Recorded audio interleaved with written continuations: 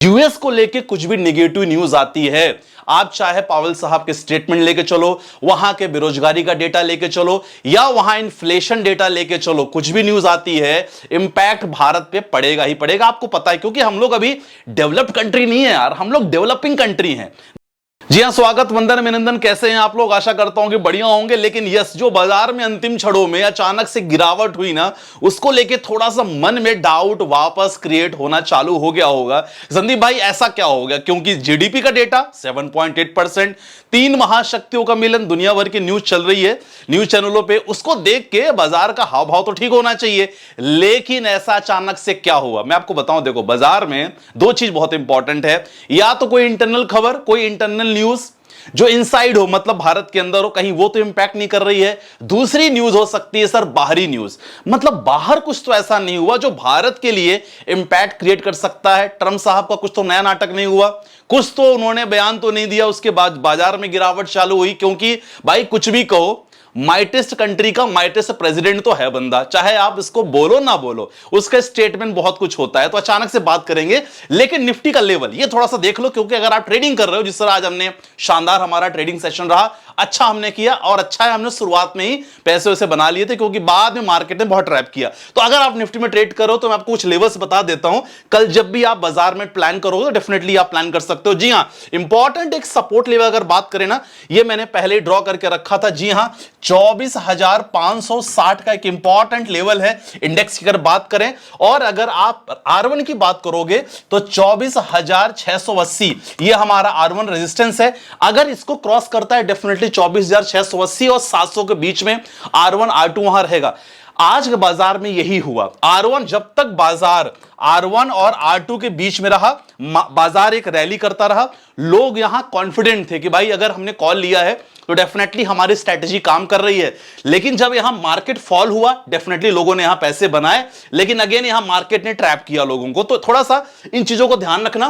तो इंपॉर्टेंट अगला रेजिस्टेंस है 24,720 के ऊपर निकलता है, डेफिनेटली मार्केट में अच्छी रैली बन सकती है। खासकर उनके लिए है जो लोग ट्रेडिंग कर रहे हैं। जो ट्रेडिंग नहीं कर रहे हैं, प्लीज आपको इग्नोर कर देना इस खबर को। चलो, अब बाजार के अगर हाल भाव देखें तो बहुत सारी खबर होती है, इंटरनल एक्सटर्नल न्यूज होती है। और क्या ट्रंप की कुर्सी को लेके भी एक बयान आ गया है कि भाई साहब ऐसा तो नहीं है कि ट्रंप साहब का हेल्थ कंडीशन खराब है, ये भी बयान आया है, उसको लेके भी बात करने वाले हैं। ठीक है, तो इंटरनल मैं आपको बताऊं, ऐसी कोई खबर नहीं आई जिसके कारण हमें पैनिक सिचुएशन को फील करना पड़े। ठीक है, अब अगर बात करते हैं कि एक्सटर्नल खबर क्या है, देखो बाकी हम लोग खबर पे आएंगे। आपका हेल्थ, आपका पोर्टफोलियो वगैरह अभी क्या करना चाहिए, बाई करना चाहिए, वेट करना चाहिए, वो हम खबर पे आएंगे। लेकिन सबसे पहले इंपॉर्टेंट न्यूज, सबसे इंपॉर्टेंट न्यूज देखो क्या है। मैं थोड़ा सा नोट पॉइंट, मैंने पॉइंटर्स बना दिए सो जरा आपको समझ में आए। ये जो खबर है ना, एक्सटर्नल खबर आई है। एक्सटर्नल खबर क्या है सर, कि जो हमारे यूएस ट्रेजरी के जो सेक्रेटरी हैं, ठीक है ना, खासकर जैसे भारत में हमारा वित्त मंत्रालय होता है ना, यूएस में यूएस ट्रेजरी होती है। और बेसेंट साहब ने क्या कहा है कि भाई यूएस और यूरोप मिलके कोशिश कर रहे हैं कि भारत रसिया से ऑयल वगैरह ना खरीद पाए। ये दोनों की प्लानिंग चल रही है। और यूएस में ट्रंप हो सकता है यूरोपियन यूनियन से जाके मिले, और मिलने के बाद अगर ये चाइना को इंक्लूड करता है फॉर द सेम रीजन, तो यहां इंडिया के खिलाफ थोड़ी सी प्लानिंग चल रही है कि भाई भारत ना रशिया से ऑयल वगैरह ना खरीद पाए। ये 1-2 बजे की खबर है, और ये खबर पूरी हुई नहीं थी। देखो, ये तो पहली खबर थी। दूसरी खबर क्या रही, उन्होंने ये भी कहा कि भाई रशिया के कारण क्या हुआ है, भारत और चाइना दोनों साथ में हैं, जस्ट बिकॉज ऑफ कि दोनों आपस में बहुत दिन बाद इनका मतलब देख सकते हैं कि यूनाइट हुए। और उसके कारण रशिया ही है आज सबसे बड़ा रीजन, कि रशिया आज काफी देखा जाए तो बहुत सारे मामलों में हमसे दूर हो गया है। ऐसा बयान आया है यूएस ट्रेजरी की तरफ से। यह तो पहला बयान आया। और दूसरा एक बहुत बड़ा बयान आया कि भाई साहब सऊदी अरेबिया प्लस इराक दोनों ने भारत को ऑयल देने से मना कर दिया है। यह बड़ी इंपॉर्टेंट खबर थी। अब यह खबर क्या थी आप देख सकते हैं, इसमें इंडियन ऑयल की जो सप्लाई है, और खासकर यूरोपियन यूनियन पे सैंक्शन लगाया है। यह बहुत इंपॉर्टेंट खबर थी। सोर्स में आपको दिखाना चाहूंगा, क्योंकि इसके बाद ना बाजार में ना तख्ता पलट चालू हो गया है। ठीक है, अब देखो सऊदी अरेबिया की कहानी, सऊदी अरेबिया और इराक के बारे में बहुत बड़ी न्यूज है। Saudi Arabia and Iraq suspend oil sales to the sanction Indian refinery. ये जो खबर आई इसके बाद भी बहुत सारा, देखो ये खबर ऐसी अधूरी खबर है, ये कंप्लीट खबर नहीं है क्योंकि इसकी पुष्टि नहीं हुई, लेकिन मार्केट में इस तरह फैली कि लोगों को ये लगा कि भाई क्या है कि ओवरऑल क्या क्रूड ऑयल की आपूर्ति जो भारत लगातार कर रहा है क्या यहां कमी पड़ जाएगी। तो डेफिनेटली बहुत बड़ा रीजन आप देख सकते हैं कि ब्लूमबर्ग रिपोर्टेड ने किया, लास्ट मंथ में ब्लूमबर्ग की रिपोर्ट थी कि Nayara energy crude oil imports for the month were expected to drop to lowest since it started operations at estimated 94,000 barrel daily compare with the average import rate 3,66,000 barrel daily for the third quarter। तो Bloomberg की report पहले थी और लगातार ये चीज अचानक से जब मार्केट में आई थोड़ा सा ना डेफिनेटली थोड़ा सा पैनिक सिचुएशन हो गई। Saudi Arabia Iraq states oil marketing company SOMO have stopped selling crude oil to the Nayara Energy refinery जो हमारे भारत में है in Vadinar India following the release of the European Union 18 sanction package on Russia adopted last month. तो ये चीजों को लेकर खबर में अचानक से मार्केट आई, लोगों ने बोला कि क्या यहां भारत में क्रूड ऑयल की सप्लाई बंद हो जाएगी। जरूर इसके पीछे ट्रंप साहब का ही हाथ है क्योंकि हो सकता है कि ट्रंप चाइना के साथ मिलकर अगेन रशिया और भारत के बीच में दोबारा कुछ ना कुछ प्रोड्यूस करने की कोशिश करें। तो ये तो खबर पहली थी जो नेगेटिव खबर, अचानक से बाजार में एक सेलिंग प्रोड्यूस की। दूसरा उन्होंने क्या किया है कि हो सकता है कि ट्रंप यूरोपियन यूनियन के साथ मिलकर और चाइना को इंक्लूड कर ले और एक्स्ट्रा टैरिफ एक्टिविटी लगाएं भारत पे। यह भी खबर चालू हुई उसी समय। यह तो हमारी दूसरी तीसरी इंपॉर्टेंट न्यूज थी। चौथी बड़ी इंपॉर्टेंट न्यूज आई और वो भी जेडी वांस के साहब से जो खासकर वाइस प्रेसिडेंट है यूएस के। कौन है? जेडी वांस। और ये खासकर जो वाइस प्रेसिडेंट हैं इन्होंने क्या कहा है, देखो इनका स्टेटमेंट देखना। May be health is not perfectly walking with the mister Trump. उन्होंने क्या कहा कि मिस्टर ट्रंप का हो सकता है कि हेल्थ स्टेटस सही नहीं है, तो हो सकता है कि अगर अपॉर्चुनिटी मिली और यूएस की जनता ने साथ दिया डेफिनेटली मैं ये कुर्सी संभालने के लिए तैयार रहूंगा।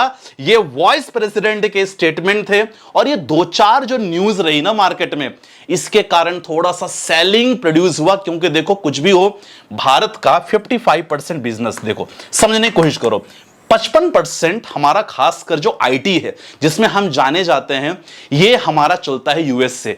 यूएस को लेके कुछ भी नेगेटिव न्यूज आती है, आप चाहे पावेल साहब के स्टेटमेंट लेके चलो, वहां के बेरोजगारी का डेटा लेके चलो या वहां इन्फ्लेशन डेटा लेके चलो, कुछ भी न्यूज आती है इंपैक्ट भारत पे पड़ेगा ही पड़ेगा। आपको पता है क्योंकि हम लोग अभी डेवलप्ड कंट्री नहीं है यार, हम लोग डेवलपिंग कंट्री हैं। धीरे धीरे हम लोग विकासशील की ओर बढ़ रहे हैं। लेकिन यह खबर कि भाई हो सकता है कि प्रेसिडेंट की हेल्थ कंडीशन अच्छी ना हो, ठीक है ना, हो सकता है कि यहां कोई और उनकी कुर्सी पे आए, हो सकता है कि ऑयल जो इंडिया का जो ऑयल सप्लाई हो रहा है उसको लेके थोड़ा बाधक बन सके। ये सारे जो मिक्स न्यूज थी ना माय डियर फ्रेंड्स, ये बाद में आर्टिकल में मैंने देखा तो समझ में आया कि ये न्यूज वाज द रीजन कि भाई मार्केट में थोड़ा सा आपको ना सेलिंग प्रेशर दिखाई देखने मिला। बाकी कुछ कमेंट्स देख लेते हैं।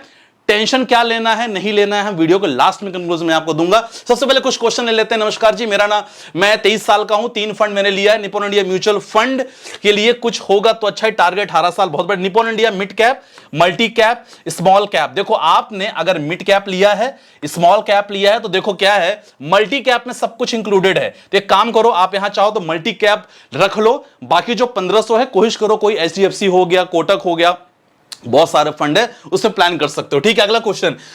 Sir ji ICC multi cap 1000, Nippon India multi cap, Motilal का mid cap, HDFC flexi, Bandhan small cap. ठीक है, बढ़िया है, चलने तो कोई दिक्कत। एक और फंड लेना चाहता हूं, और फंड मत लो, आप कोशिश करो बंधन में ही पैसे डाल दो पिंटू जी।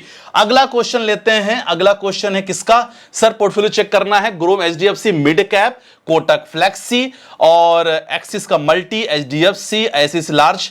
ठीक है, कंटिन्यू चलने दो, कोई आपको चिंता की बात नहीं है। बस आपके फंड अलग अलग हैं, एक छोटा सा चेंजेस चाहो तो कर सकते हो, वो है हमारा, जैसे आपने एचडीएफसी का मिड कैप फंड ले रखा है, यहां एचडीएफसी का आपने एक्सिस का एचडीएफसी का है स्मॉल कैप ले रखा है, तो चाहो तो यहां थोड़ा बहुत चेंजेस कर सकते हो। मतलब यहां आप कोटक का ले सकते हो, आप चाहो तो यहां पास एसबीआई का प्लान कर सकते हो, या डेफिनेटली प्लान कर सकते हो स्मॉल कैप की कैटेगरी में। बाकी आपका सब परफेक्ट है, ठीक है ना सर। बाकी सर जी 5 लाख रुपए है, एफडी करूं कि म्यूचुअल फंड में लमसम करो? देखो साहू जी, जब भी ऐसा ख्याल मन में आता है तो हमेशा अपने पोर्टफोलियो को डाइवर्सिफाई करके रखो।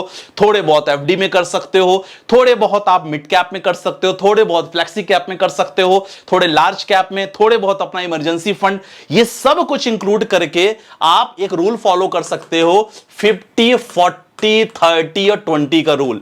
50-50 मतलब अपने पास एक पैसा होना चाहिए जो कभी मैं निकाल सकूं, इमरजेंसी फंड या एफडी में रखो। बाकी 40 क्या रख सकते हो मिड कैप में, 30 फ्लेक्सी कैप में, 20 स्मॉल कैप में रख सकते हो। इस तरह अलग अलग डाइवर्सिफाई करो, तब जाके आपका पोर्टफोलियो लॉन्ग टर्म में पॉजिटिव रहता है। ठीक है, अगला क्वेश्चन लेते हैं। सर जी मेरा आप डेली वीडियो देखता हूं, पोर्टफोलियो रिव्यू कर लीजिएगा। 10,000 के एसआईपी चल रही है, HDFC, Tata, Nippon, SBI contra, GM flexi cap fund. Perfect है, चलने देना है, कोई दिक्कत वाली बात नहीं लग रही फंड्स में। और आगे फंड बढ़ाने की जरूरत नहीं है। लमसम मोतीलाल के मिड कैप में आपने लमसम किया है, यूटीआई निफ्टी 200 मोमेंटम, इसमें चाहो तो आप डेफिनेटली लमसम किए हो। समय लगेगा, इसमें ध्यान रखना, आपके पैसे में अच्छा ग्रोथ होने के लिए अगर उतना पेशेंस नहीं तो यूटीआई मिड कैप फंड आप ले सकते हो। ठीक है, बाकी इंक्रीज करते रहो। माय डियर फ्रेंड्स, कंक्लूजन क्या है? देखो मैं यही कहूंगा कि आज की जो गिरावट है ना, ये गिरावट में भी कॉन्फिडेंस मुझे नहीं दिख रहा है। जैसे कल मार्केट की तेजी में कॉन्फिडेंस नहीं था, आज गिरावट में कॉन्फिडेंस नहीं दिख रहा है। कल का मार्केट बहुत कुछ डिसाइड करने वाला है। लेकिन माय डियर फ्रेंड्स, मैं आपसे यही कहूंगा, पैनिक नहीं होना है यार। आप मेरे को फॉलो कर रहे हो ना अगर, तो पैनिक तो आपको होना ही नहीं है। और जब भी आपको अपॉर्चुनिटी लगे, मार्केट में लगातार निवेश करते रहो। लॉन्ग टर्म में, अगर लॉन्ग टर्म बोले तो 5 साल रुकना बहुत है भाई। लॉन्ग टर्म में नहीं बोलता कि बहुत लंबा, आपको बुढ़े हो जाओ तब की बात है, नहीं। 5 साल भी आप अगर रुक जाते हो ना अच्छे खासे कॉर्पस के साथ, आपको रास्ता दिखाई देने लगेगा। समझ गए कि हाँ यार, मैं सही रास्ते में हूं, मैं सही निवेश कर रहा हूं और मुझे टेंशन की बात नहीं। ये जो कंफ्यूजन मन में रहता है, ये शुरुआती 5 साल रहता है। ठीक है, बाकी यस, मार्केट में ट्रम्प की वजह से वॉलेटिलिटी लगातार बनी रहेगी, ये तो आप ध्यान रखना। बाकी देखते हैं कल का मार्केट क्या होता है। एफआईआईस की बाइंग सेलिंग भी बहुत कुछ डिपेंड करेगा, लेकिन यस, कल का मार्केट डिसाइड मार्केट जरूर हो सकता है। चलो बाकी मैं इतने छोड़ो के साथ, बाकी कोई भी कंसल्टेंसी लगेगी आपको, नंबर है मेरा नीचे, आप आराम से संपर्क कर सकते हो। मैं इतने छोड़ो के साथ, बाय बाय, टेक केयर, जय हिंद गाइस।